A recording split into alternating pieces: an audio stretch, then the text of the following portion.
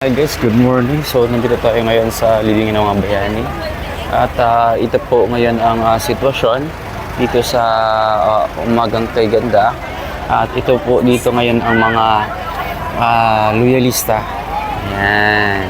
So nakikita niyo naman ay namumula ngayon yung yung entrance ng Libingan ng mga Bayani. So dito sa Taguig. Alright.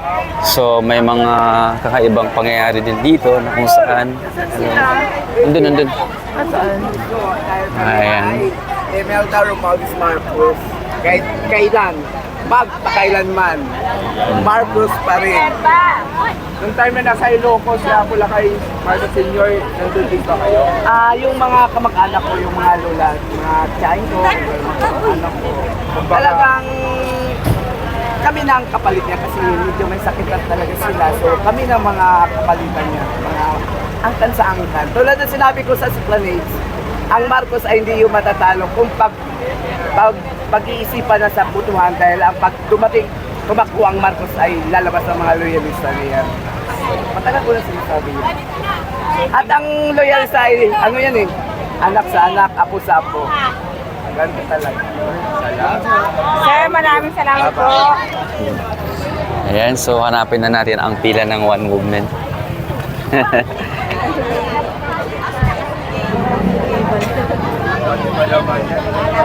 Ayan, good morning. So, siksikan na dito sa pila ng One Movement. Ayan, dito po ngayon si superhero ng Manila, si Ma'am Mara. Magandang umaga sa inyo lahat.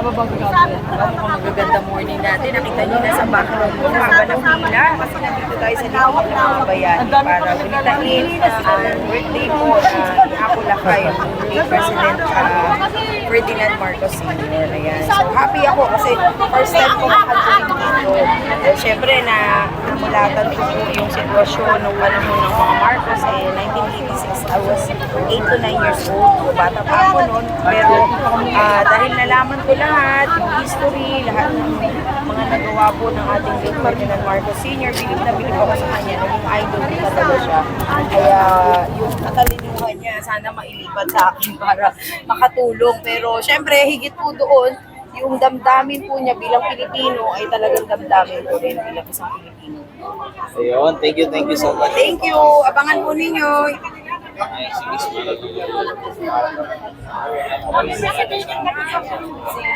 So, ayan. Haba ng pila. At andito naman yung ating chairman, syempre. Kunan din natin ito ng komento. Dito sila. Ayan, so haba pila. Ito yung mga Marcos loyalists.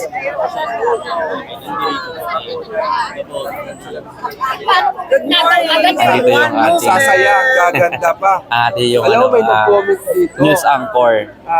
Yung mga pupunta na dito is binabayaran daw kayo. Ano masasabi mo doon? Ako hindi kami binabayaran. Kahit nung Independence Day, walang bayad. So, kung gusto nila, pumunta rin sila. Ikaw pa magpapa-snack. Oo, kami na lang ang face na. Oo. May pansit pa ako dito. Oo, di ba? Baon kami. Kaya, Walang bayaran kung nakapula. Yes, sulit talaga. hindi naman to rally sa kung saan, di ba? Ito yung pagbunita at taon-taon nila ginagawa nila isang Oy, dito pala kayo. Hello. Good morning. Ayan yung ating chairman.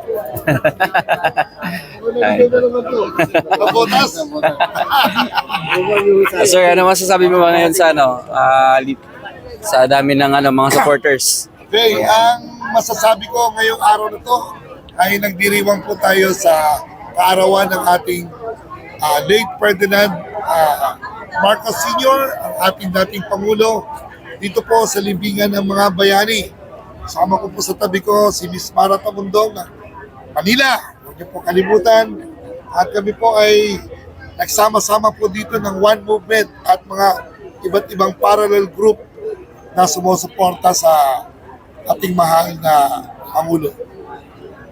So ito pong pagsasama-sama ay kombinasyon na po ng mga Marcos loyalists at mga diehard supporter ni Ferdinand Bongbong Marcos Jr. So ito po, napakadami. As early 5 o'clock, puno na po ng tao dito. Yan, thank you, sir. Si Miss Mana. Hello, good morning. Magandang umaga sa inyong lahat. Andito po tayo para suportahan ang One Movement at syempre ang ating late Ferdinand Marcos Sr. na kung saan isa po sa mga talagang tinitingala ko, idol ko, na sa wakas, finally po, makakarating ako dito sa kanya para mag-offer po ako ng dasal para sa kanya at para sa ating bansa. Muli, good morning po. Thank you, ma'am. May bayad daw kayo. Sabi ko, walang bayad. Sinuporta namin ang administration. Sino may nagtanong yan? Si best friend. Si Malacanang Vlog. Si Robert. So, ayan, mostly karamihan na dito ay sabi bayad daw. So, ngayon, mag-i-interview naman tayo kung paano katutuoy. Bossing, kamusta?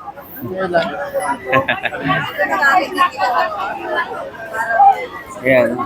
Ayan, bilang isang Marcos loyalist, gano'n nakatagal pagsuporta? Since 2005. 2005. Member ako ng Team 24. Tapos, pinilalayo ko dahil palagisingin ko lahat ang mga doktor na Marcos ko. Ano naman masasabi mo ngayon na sa dami ng tao ay sinasabi nilang bayad daw ito? Ay hindi, ito, voluntary ito. Talaga ito talagang tunay ng mga Marcos ko yun. Na silang supportive.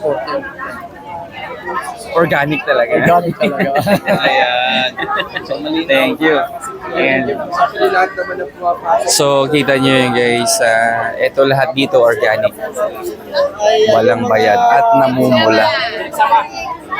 So, iba't ibang mga t-shirt, iba't ibang grupang nandito. May mga Harlika. And then, tapos syempre yung firm, 24K. So, nagpapapasok na dito sa gate. So, mahaba-haba din itong pila dito. And iba't ibang mga grupo yung mga nandito ngayon sa libingan ng mga bayani. So, mamaya masasaksihan natin yung sa loob. So, magkakaroon tayo ng live. Abangan natin.